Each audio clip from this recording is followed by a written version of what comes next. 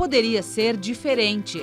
A maior planície alagada e a maior floresta tropical do mundo abrigam a maior lontra do planeta, a ariranha. Mamífero, que se alimenta basicamente de peixes, ocupava originariamente uma vasta extensão entre a Venezuela e o norte da Argentina. Mas suas populações foram reduzidas drasticamente, sobretudo por causa da caça, para extração de pele para exportação. No Repórter Eco de hoje, você vai saber mais sobre as ariranhas e conhecer, assistindo inteira essa reportagem que nós vimos um trecho, o livro que explica para as crianças a importância de proteger esses animais fascinantes. E veja também. O documento traça um panorama das ameaças à sobrevivência dos indígenas da etnia Yanomami. E a onda inédita de calor no verão da Antártica mostra que os eventos climáticos extremos vão se tornar cada vez mais frequentes.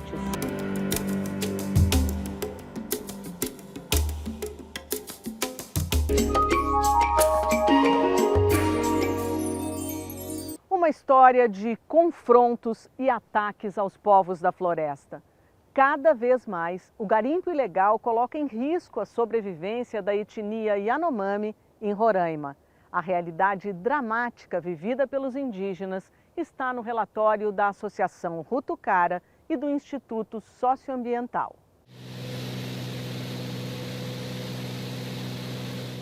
Desmatamento, contaminação da água por mercúrio, transmissão de doenças, conflitos e violência.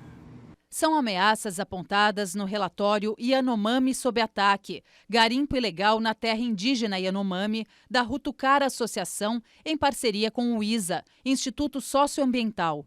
O estudo traz dados, relatos e imagens aéreas que denunciam o avanço da atividade.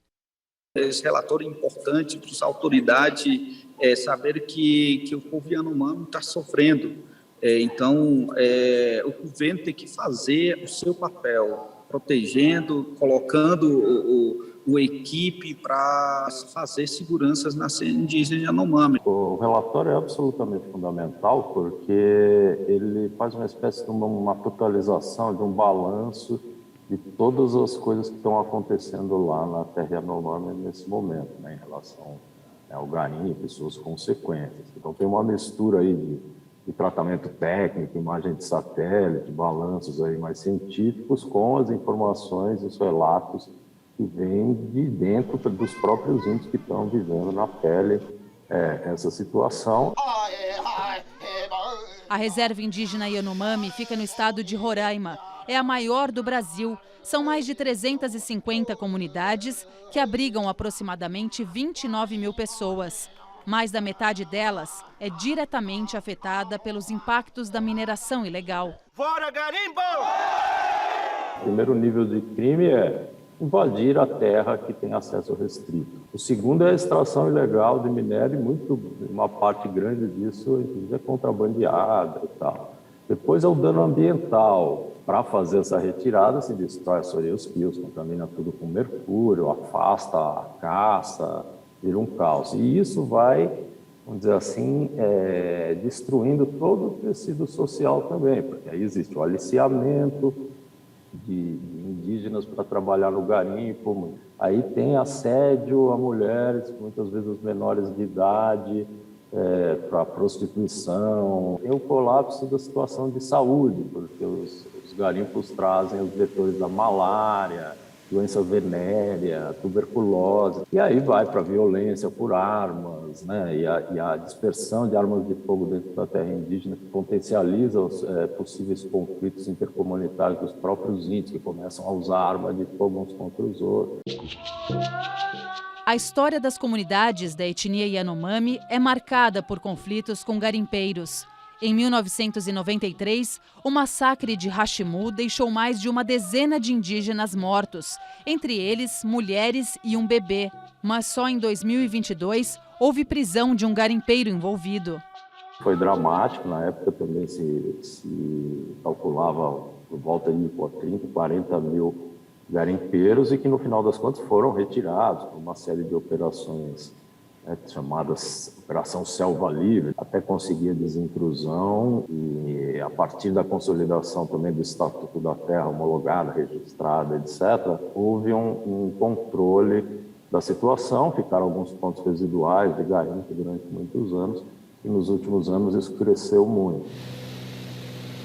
Em abril de 2022, uma menina Yanomami de 12 anos foi estuprada e um menino de 3 anos desapareceu.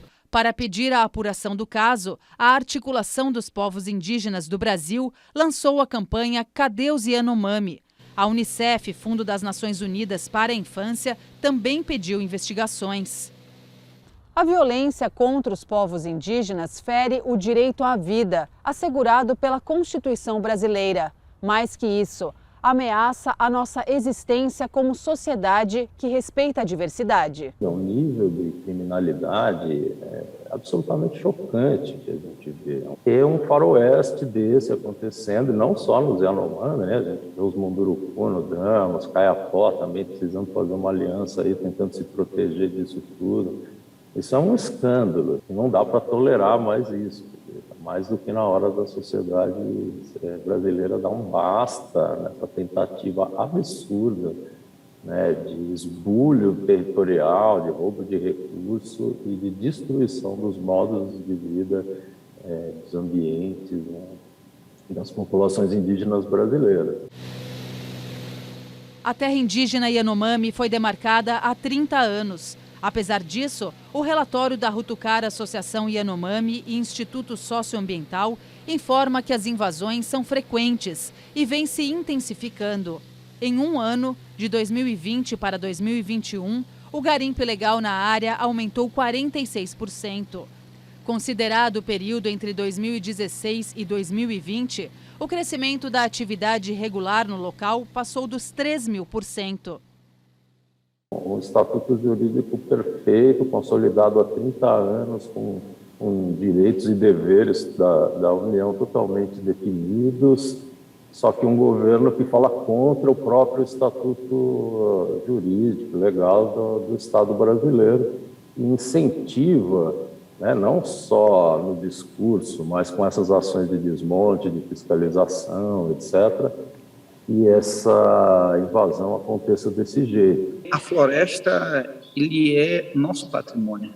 A floresta que respira nós, a floresta que alimenta nós. A água é nosso viver. Então, nós estamos protegendo a água, a floresta, tanto para a sociedade, porque mesmo a água que a gente toma está sendo contaminada. Então, por isso, estamos fazendo o nosso papel para proteger essas águas e natureza. Então, importante sociedade também fazer esse junto com os povos indígenas.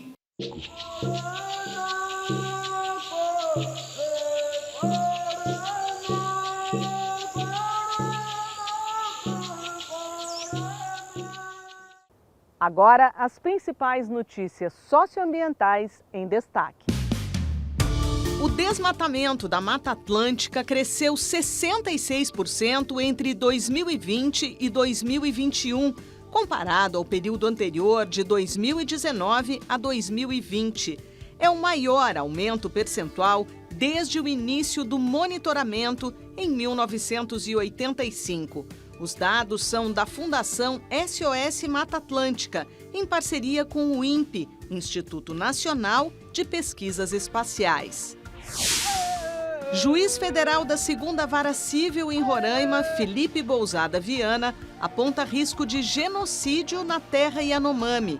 Em decisão judicial, o magistrado reconheceu que são claros os sinais de que pode ocorrer morte em massa de indígenas. O juiz determinou que o governo federal retome ações para a retirada de garimpeiros ilegais. Pesquisadores da Alemanha descobrem cidades da era pré-colonial na Amazônia, com pirâmides de até 22 metros de altura. O achado inédito foi apresentado na revista Nature. Os locais foram descritos como assentamentos urbanos.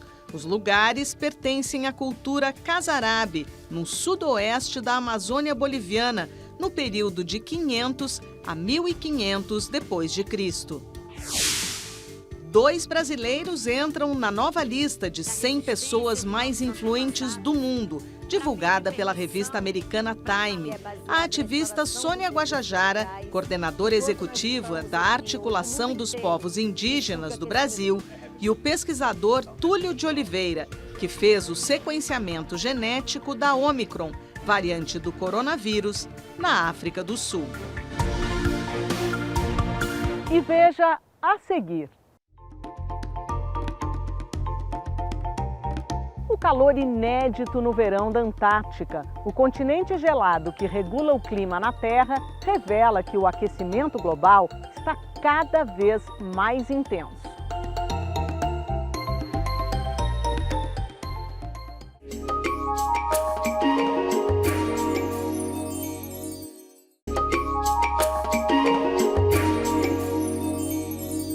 No verão de 2022, a onda de calor anormal na Antártica mostrou a fragilidade das regiões polares. O Ártico também vem sofrendo profundas modificações por conta do aquecimento global. E isso afeta ainda mais o clima na Terra.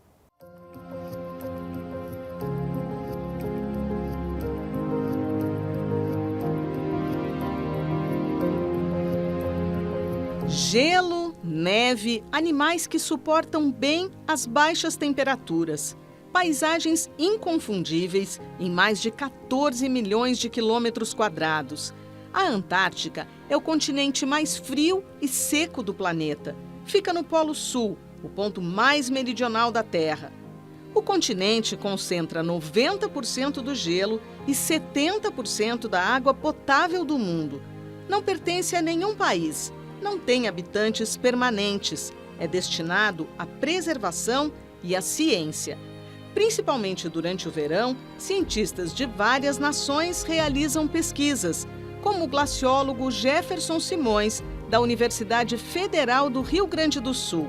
Ele falou sobre a anormal onda de calor ocorrida na Antártica no fim do verão de 2022.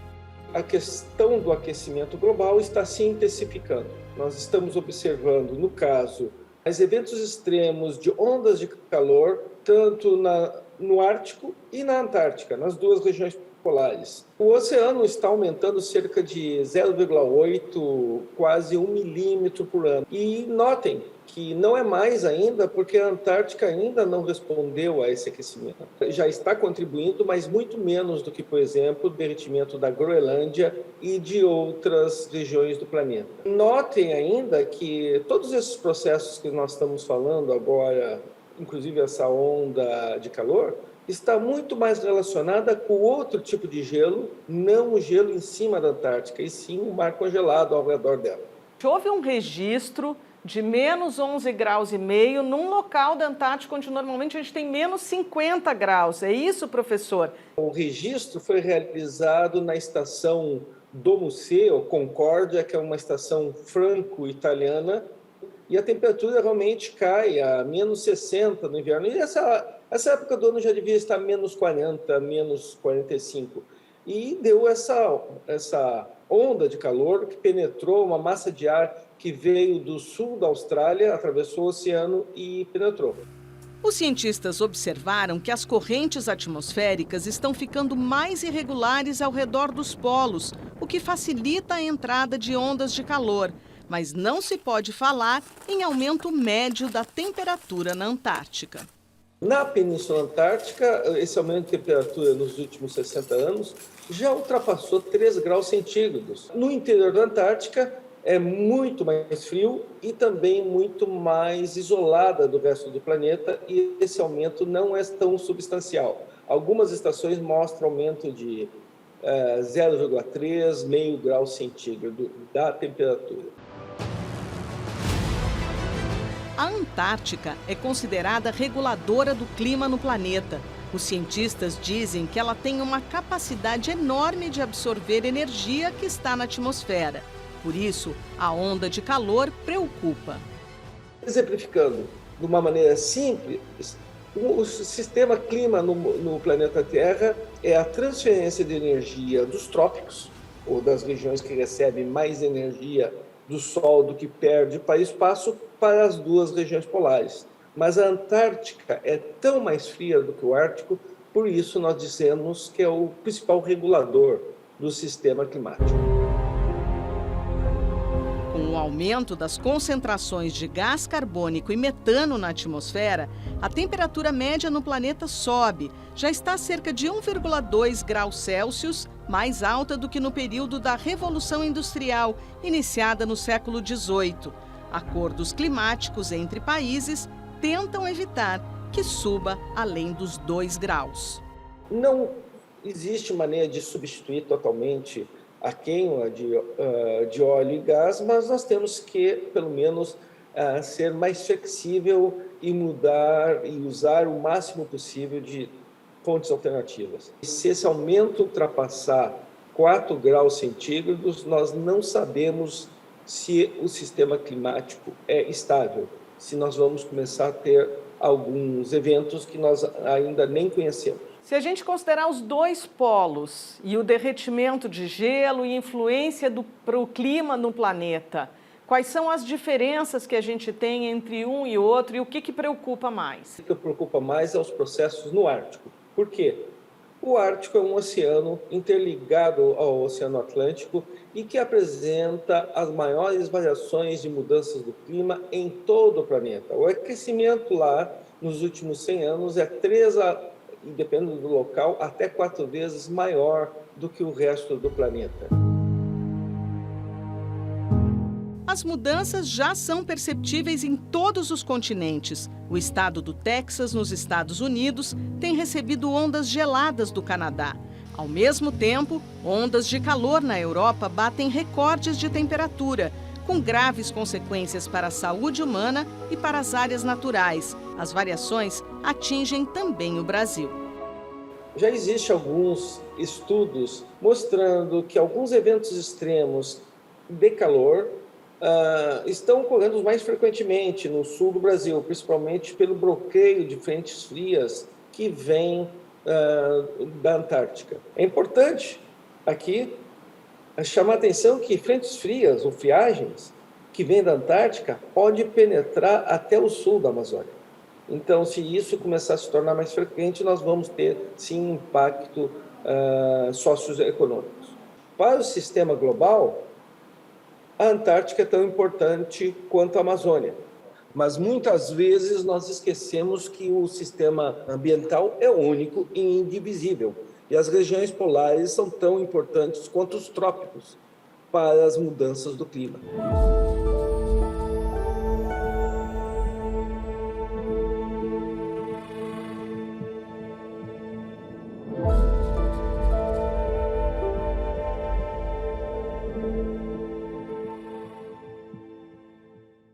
E você vai ver a seguir.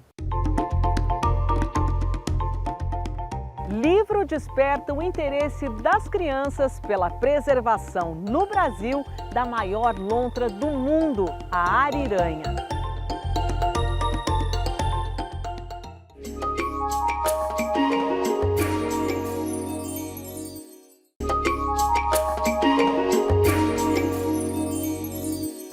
A educação ambiental é um meio de despertar nas crianças a vontade de proteger a natureza. Um livro infantil conta a história de um dos mais importantes moradores do Pantanal, a ariranha.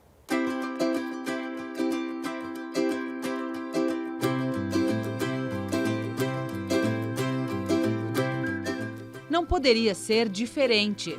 A maior planície alagada e a maior floresta tropical do mundo abrigam a maior lontra do planeta, a ariranha.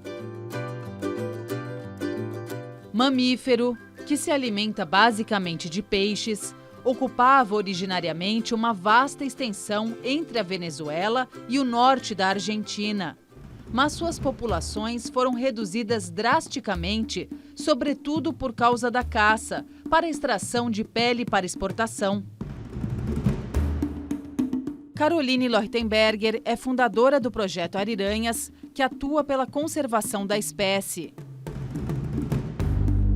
Hoje, no Brasil, a gente só tem mais ariranha no Pantanal e na Amazônia. O projeto Ariranhas atua mais fortemente no Pantanal.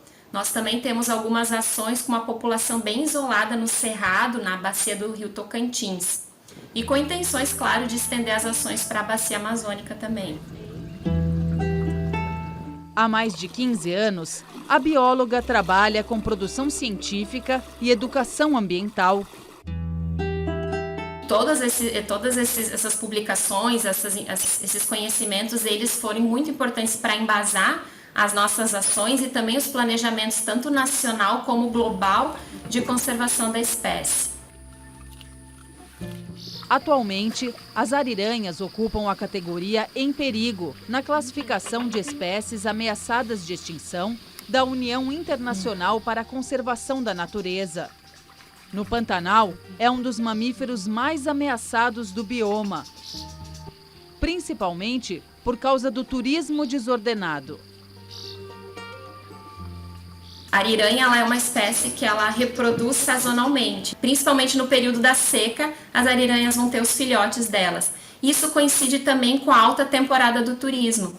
Então é uma época onde a espécie está bem vulnerável, a movimentação de barcos, a aproximação dos barcos das tocas e também dos animais, né, quando eles estão na água ensinando os filhotes, então tudo isso é muito delicado. Para promover a prática sustentável da atividade, o Instituto oferece capacitação para guias de turismo, mas é preciso também adotar políticas públicas. Alguma política pública que fortaleça, que valorize a espécie como um atrativo turístico, mas de forma regulada, regulamentada, e que valorize os profissionais também que atuam de forma respeitosa, né? Seria já uma iniciativa muito importante. Outra frente de atuação do projeto são as ações junto a escolas da região. Foi assim que surgiu a ideia do livro infantil A Pescaria de Gaspar, em que o personagem principal, um filhote de ariranha, tenta aprender os ensinamentos de seus pais, mas sofre com os impactos das ações humanas. O livro ele conta justamente essa história de que as ariranhas, em alguns locais, elas recebem alimento das pessoas, elas se habituam a receber esse alimento e isso desencadeia uma série de outros problemas futuros que pode ser, inclusive, colocar em próprio risco a vida das pessoas que estão ali, porque é um animal selvagem, e elas também que vão acabar sendo abatidas. São muitas as ameaças às ariranhas. Além do turismo sem controle, o desmatamento e as mudanças climáticas são fatores que pressionam a sobrevivência da espécie.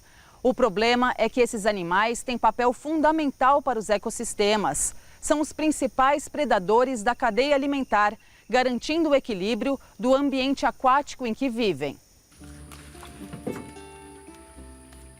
Muitas pessoas têm aquela impressão de que a ariranha acaba com o peixe, né? Uma das culturas, né, dos locais onde ela ocorre. Mas, na verdade, as ariranhas elas se alimentam de uma variedade bem grande de peixes, geralmente consumindo só peixes acima do tamanho lá do primeira reprodução. Então, elas ajudam a manter esse equilíbrio, estimular, inclusive, a reprodução dos peixes. Inclusive, tem algumas comunidades indígenas que acreditam que a ariranha ela limpa o rio, né, consumindo os peixes que estão doentes ou, enfim, então ela tem um papel muito importante no equilíbrio do ecossistema aquático. Despertar nas crianças a vontade de conhecer para preservar. Fortalecer nas futuras gerações a importância de cada espécie e o sentimento de proteção. A gente traz de uma forma lúdica essa história para contextualizar para o público infantil, que a gente acredita que vai levar, né? Essa história vai acabar chegando para os adultos também, que também é o nosso interesse, né? Então a gente vai acabar conscientizando desde lá da base até os adultos também. Quem sabe as gerações futuras possam ensinar os adultos. Talvez assim a humanidade terá a chance de construir um planeta mais justo e sustentável.